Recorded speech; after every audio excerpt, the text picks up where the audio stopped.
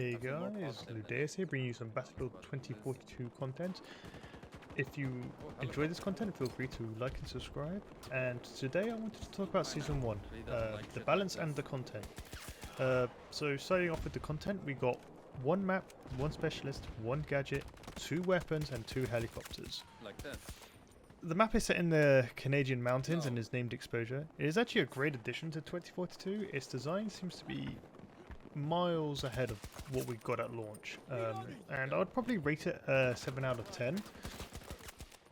Depends on It's visually stunning. Like, they did a really good job with the artwork on this one, and it seems to be infantry focused, but does have like open spaces for vehicles to play around in. We got the new specialist, Evelina Liss. She has a TV guided missile launcher as her gadget and a trait called Vehicle Hunter, which allows her to spot nearby damaged vehicles. I think the TV missile is a great gadget to have to help counter the air vehicle spam which we've had previously. However, due to her being like the new thing, like everyone is kind of using her, and it makes vehicles pretty much impossible to play at the moment because it only takes 4 of these rockets to you know, take down a tank, but we'll have more on that a bit later. The gadget we got is a smoke grenade launcher, and I actually think this is slept on. I don't think a lot of people use it, but basically it's a smoke launcher that splits into 3 projectiles, and makes a wall of smoke, and it's actually really good. I think it's highly underrated. It's really useful for breaking lines of sight and setting up flanks, as well as like putting down cover for like revives and stuff. It's a great tool to push objectives in, say, like rush and breakthrough. And that's really about it for the gadget. So now we have the 2 new weapons. We got the VSS and the Ghostmaker R10. First of all, we'll talk about the VSS. It's actually called the BVSM or something, but I'm just going to call it the VSS because that's basically what it is. It's an incredible weapon, that's all I can say. It's super versatile, and it's a great addition to the limited arsenal that we already have in 2042.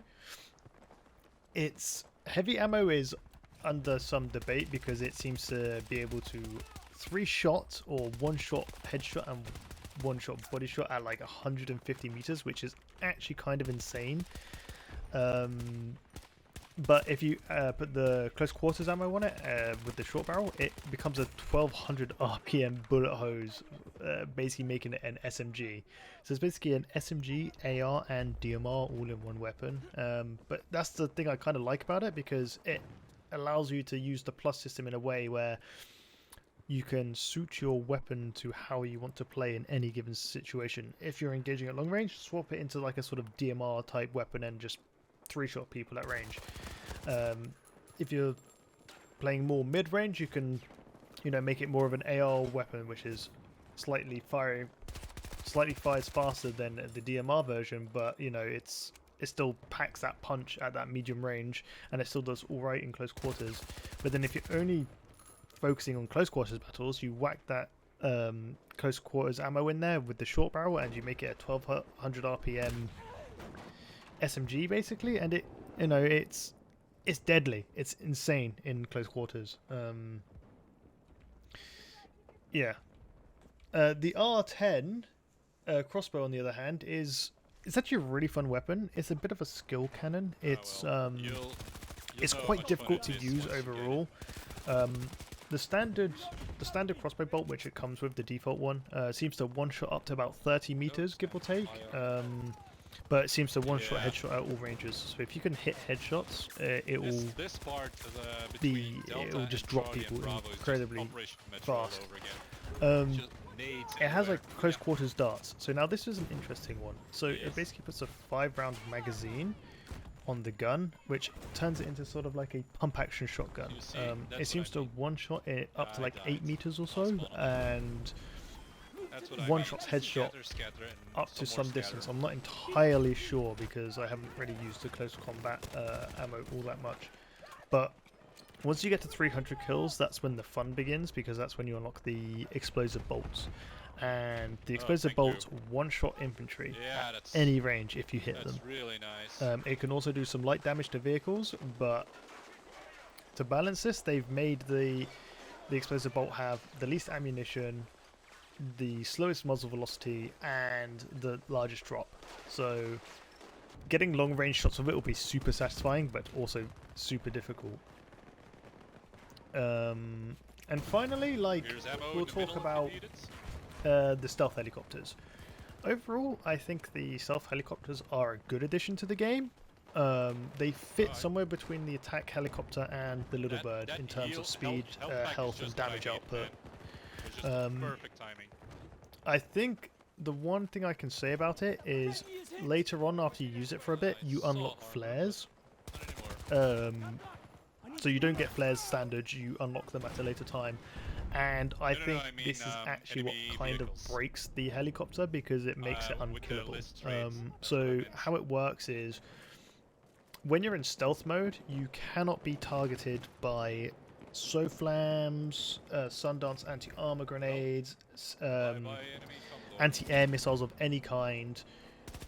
And yeah, and when you're not in stealth mode, you get full weapons. You can have either dual 50mm, 50 mils, dual 50 caliber machine guns, and either air-to-air or air-to-ground rockets. But you also get flares, and I think this is why I think it breaks it, because ideally you want to be in the attack mode all the time, because that's where you have your most firepower. So if you get locked, you can flare, but what happens after you flare? You go into stealth mode and you can't be relocked again. Basically, and you can stay in that stealth mode indefinitely, so you can just wait for your flares to recharge, and then you come out of stealth mode and you have your flares back. So something needs to change there. I think they should just remove flares altogether, and just make the stealth mode the countermeasures for the helicopter. So yeah, and now that we've oh, actually, I should talk about the bombs. So when you're in stealth mode, you get access to bombs as well, and they have quite a long recharge rate, but they're good fun. They can't one-shot tanks, but they're very good at clearing out clustered infantry, and they do a lot of damage to tanks. It's good fun. Good fun to use them, I think. And I should probably touch on the gunner seat as well. So the gunner has a suppressed heavy machine gun, and an EMP grenade.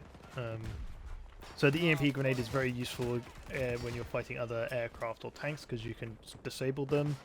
And the HMG does massive damage to infantry, although it has quite high spread, and it can also damage other helicopters. And that's what I can really say about the stealth helicopter. But on with, like, now we should really talk about balance. Where do I start with here? I think I'll start with the weapons. So I think weapon balance is actually in a really good spot. Any weapon is considered viable. I don't think there is a weapon which I think underperforms. Every weapon seems to fit its niche, and you can do well with pretty much any weapon on the battlefield. And I would actually have to say the same with specialists. I don't think there's any like overpowered specialist at all.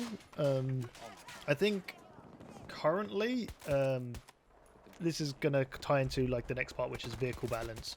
So vehicle balance is all over the place. So transport helis are the strongest attack vehicle in the game, just hands down. Like, they're good at anti-air, they're good at anti-infantry, and they're good at anti-tank, which is stupid for a transport vehicle in my opinion. Something needs to change here. And talking about tanks and ground vehicles, they're super weak. There's no doubt about it. Like, the thermal smoke doesn't really break locks. You'll still get hit by missiles if they're locked onto you and you pop your thermal smoke. And because Liz is the new shiny thing at the moment, the TV guided missiles just make quick work of tanks, and there's so many of them. It basically makes being in a ground vehicle like obsolete. You just get deleted. So